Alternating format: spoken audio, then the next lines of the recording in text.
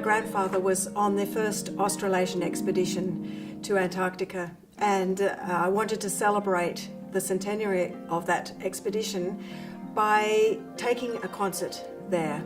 And I received an Australian Antarctic Division Arts Fellowship to take my harp there, but I also wanted to bring in references from my grandfather's diary, because he speaks about his adventures there and his hardships, but also how much music meant to him. I asked some composers who I knew who would be really engaged with the theme of Antarctica and be able to compose something that went well in the space.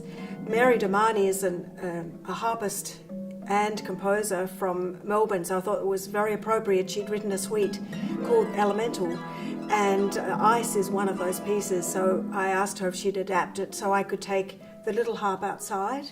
And Joshua McHugh was a student at that time at the School of Music where I was teaching, and he imagined writing about the penguins and wrote me a piece specially to take down there with me. I took also a few pieces that had already been composed, if they were appropriate to the program, like Whirlwind by Carlos Salcedo, because it's a great way to tie up the program. When I was down in Antarctica, I actually experienced a blizzard there, and so Whirlwind seemed an appropriate piece to accompany those visual images.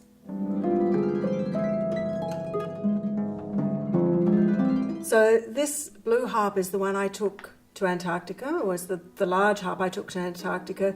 It's a full-size concert harp, but it also has electroacoustic possibilities, so there's a pickup on each of the strings. This harp also went to Antarctica with Alice, and it's a special harp because it was made in Tasmania, and it's not only wood, but there's also aluminium and carbon fibre, so it's a bit more resilient, although it does have a few nicks where Alice dropped it in the ice.